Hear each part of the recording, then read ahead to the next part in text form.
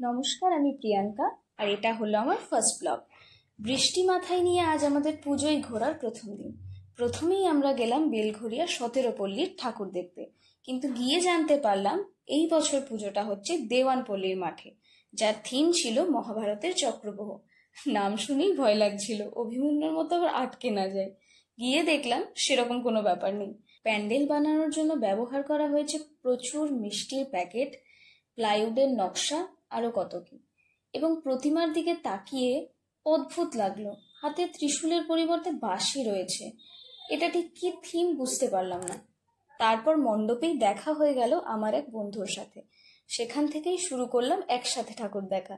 অটোতে করে চলে গেলাম এই বছরের সব থেকে হাইপটা পুজো 100 ফিটের দুর্গা প্রতিমা দেখতে, যেটা হয়েছে সোদপুরের শহীদ কলোনিতে।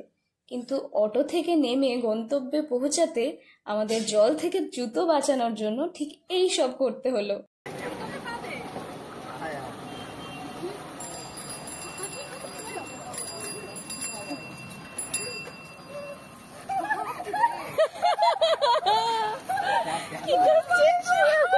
যদিও এত সুন্দর ঠাকুর আর লাইটিং দেখে মনে হলো এত পরিশ্রম বিফলে যায়নি। তারপর আমরা ঘোরাঘুরি কমপ্লিট করে চলে গেলাম খাওয়া দাওয়া করতে।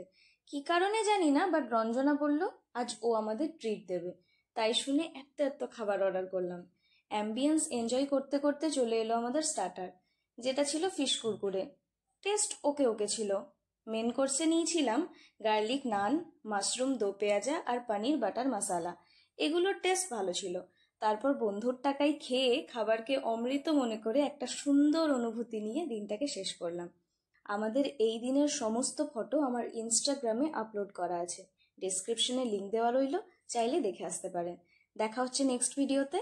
সবাই সুস্থ থাকুন আর পুজোতে খুব আনন্দ করুন।